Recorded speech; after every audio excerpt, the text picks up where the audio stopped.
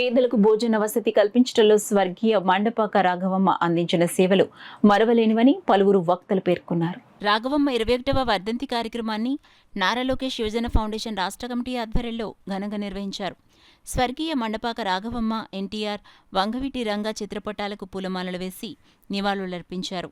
Foundation రాష్ట్ర vice president Cherukuri Sairam Varma, doctor BR Ambedkar Konaseema జిల్లా ప్రధాన కార్యదర్శి మల్లాడి జయబాబు, పశ్చిమ గోదావరి జిల్లా ఫౌండేషన్ కార్యదర్శి బి అప్పారావు సహకారంతో ఫౌండేషన్ ఏర్పరిచిన అన్నా ఎన్టీఆర్ జనార్దన్ క్యారేజ్ ద్వారా 780వ రోజు పేదలకు భోజన వసతి కల్పించారు. ఈ సందర్భంగా సుబ్బు మాట్లాడుతూ పేదలకు సేవలందించేందుకు తన తల్లి ముందుండేవారని గుర్తు చేసుకున్నారు.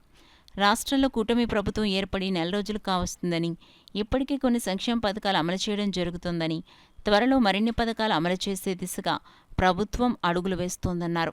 ఈ కార్యక్రమంలో ముమ్మిడివరం నారా లోకేష్, యువజన ఫౌండేషన్ అధ్యక్షులు అంగాని శేషగిరి వర్మ, కాకినాడ నగర ఫౌండేషన్ అధ్యక్షులు బత్తుల ప్రసాద్, రాయవరపు ప్రసాద్, మండపాక వీర వెంకట సత్యనారాయణ, ఫిరోజ్, మండపాక శ్రీనివాస్, మండపాక సాయిరాం, వారి కుటుంబ సభ్యులు పాల్గొన్నారు.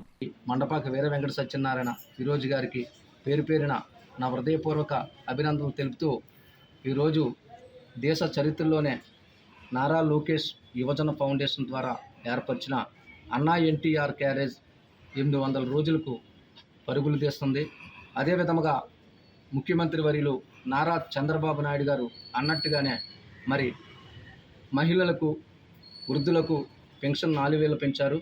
మరి త్వరలో ఆగస్టు 15వ తారీఖున మరో 2 పథకాలు అన్నా ఎన్టీఆర్ క్యారేజ్ ఉచిత బస్సు పథకం కూడా ప్రవేశపెడుతున్నారు. ఆనాడు నారా చంద్రబాబు నాయుడు గారు అధికారంలో ఉన్నప్పుడు పేదలకు కడుపు నిండా అన్నం పెడితే, ఆనాడు జగన్మోహన్ రెడ్డి గోడలకు రంగులు వేశాడు. మరి తెలుగుదేశం పార్టీ ఆధ్వర్యంలో ఈరోజు ఆంధ్రప్రదేశ్ రాష్ట్రమంతటా ముందుకు వెళుతూ ప్రతి ఒక్కరికి కూడా అండగా ఉంటుంది. అదేవిధముగా ఈరోజు తొలి ఏకాదశి సందర్భంగా తెలుగు ఇరు రాష్ట్ర ప్రజలందరికీ నా హృదయపూర్వక అభినందనలు. ముస్లిం సోదర సోదరులందరికీ మొహరం శుభాకాంక్షలు తెలుపుతూ మరొకసారి నారా చంద్రబాబు నాయుడు గారి నాయకత్వం. అలాగే ఆ మంచి కార్యక్రమంలో మన సుబ్బన్న గారు ఏ కార్యక్రమం చేసినా సరే ఆ పుణ్యవంతా ఆవిడ పెట్టిన భిక్ష వల్ల ఈ రోజు మన సుబ్బన్న గారు ఇలా ఉన్నారు. ఆవిడ పెంపకంలో ఇలా పెరిగి ఎంతమంది సాయం చేస్తున్నారు. ఇదంతా మన రాఘవమ్మ గారి పూర్వజన సంకల్పం. అలాగే ఈ రోజున ఇసుక రీచుల దగ్గర మన చంద్రబాబు నాయుడు గారు అందరూ విమర్శిస్తున్నారు. ఈ రోజున వైఎస్ఆర్సీపీ వాళ్ళకి ఒకటే చెప్తున్నాను, మీరు ట్రాక్టర్ వేసుకుని వెళ్తారు, సైకిల్ వేసుకుని వెళ్తారు, బైక్ మీద వెళ్తారు, వెళ్ళి రీచ్ దగ్గరికి వెళ్ళి తెచ్చుకోండి. ఎవరైనా విషయం చెప్తే మాకు చెప్పండి. మీకు ఓన్లీ ఆ ట్రావెలింగ్ ఛార్జెస్ మాత్రమే మీ దగ్గర వసూలు చేస్తున్నారు. గతంలో ట్రక్ తెచ్చుకోవాలంటే 10,000 నుంచి 20,000 అయ్యేది. ఈ రోజున సొంతంగా పట్టుకెళ్తే ఫ్రీగా తెచ్చుకుంటున్నారు. మీరు చేయవలసిందల్లా ఒకటే, ఆధార్ కార్డు పట్టుకెళ్ళి మీ పేరు రిజిస్ట్రేషన్ చేసుకోవడం, అది ఒక్కటే. అంతకుమించి అంతా ఫ్రీ. వాళ్ళు ఏదో లేనిపోని కల్పితాలన్నీ కల్పిస్తున్నారు కానీ ఎవరూ నమ్మద్దు.